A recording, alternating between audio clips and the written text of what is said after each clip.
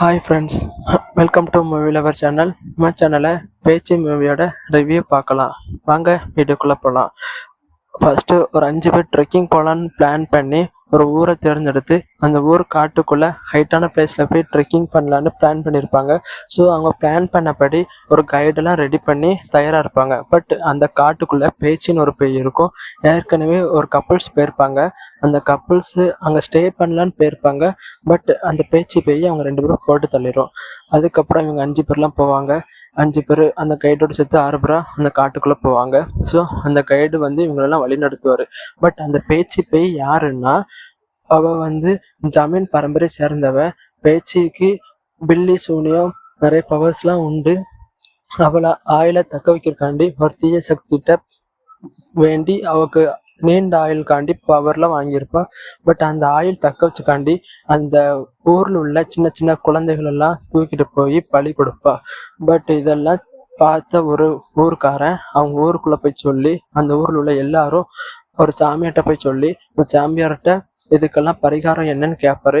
அந்த சாமியார் சொல்றது, பேச்சியை கொண்டாதான் இதெல்லாம் நிற்கும் அப்படின்னு சொல்லுவார். ஸோ ஊரில் உள்ள எல்லாரும் பிளான் பண்ணி அந்த பேச்சியை பின்னாடி போய் தாக்கி போட்டு தள்ளுறாங்க. அந்த சாமியார் என்ன பண்ணுவார்னா, ஒரு பொம்மை மாதிரி செஞ்சு பேச்சியோட ஆவியை அந்த பொம்மைக்குள்ளே வச்சு ஒரு மரத்தில் வச்சு கட்டிடுவார்.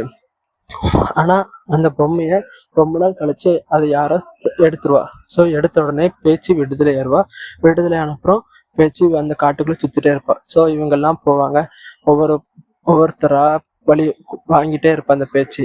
கடைசியில் அந்த பேச்சு இவங்க எல்லாத்தையும் கொண்டாங்களா, அந்த காட்டை விட்டு யார்கிட்டையும் வெளியே வந்தாங்களா. இதுதான் இந்த கதையோட சுருக்கம். ஆனால் மூவி பார்க்க பயங்கரமாக இருக்குது, வேற லெவலில் இருக்குது. நம்ம பேய்ப்படம் எல்லாத்தையும் இருட்டிலையோ ஒரு வீட்டுக்குள்ளே தான் பார்ப்போம். பட் இது ஒரு காடு, சுற்றி முட்டை வெளிச்சமாக தான் இருக்கும். ஸோ அந்த வெளிச்சத்தில் பயம் கட்டியிருப்பாங்க. இது ஒரு நல்ல கண்டென்ட்டு. நம்ம பாராட்ட வேண்டிய விஷயம். இருட்டில் பயன்படுத்த தெரிஞ்ச நிறைய பேர் வெளிச்சத்துலேயும் பயன்படுத்திக்கலாம் அப்படின்னு ஒரு டைரக்டர் நல்ல கண்டென்ட்டாக கொண்டு வந்திருக்காரு. ஸோ இந்த மூவிக்கு நான் கொடுக்க வேண்டிய ரிவ்யூ 10க்கு 8 கொடுப்பேன். ஏன்னா பயங்கரமான ஹாரர் மூவி. தேட்டரில் போய் பார்த்து என்ஜாய் பண்ணுங்க. So that's all guys. பேச்சோட ரிவ்யூ தயவு செஞ்சு தேட்டரில் போய் பாருங்கள். ஸோ இப்போ உங்களிடமிருந்து விடைபெறுவது உங்கள் மூவி லவர்.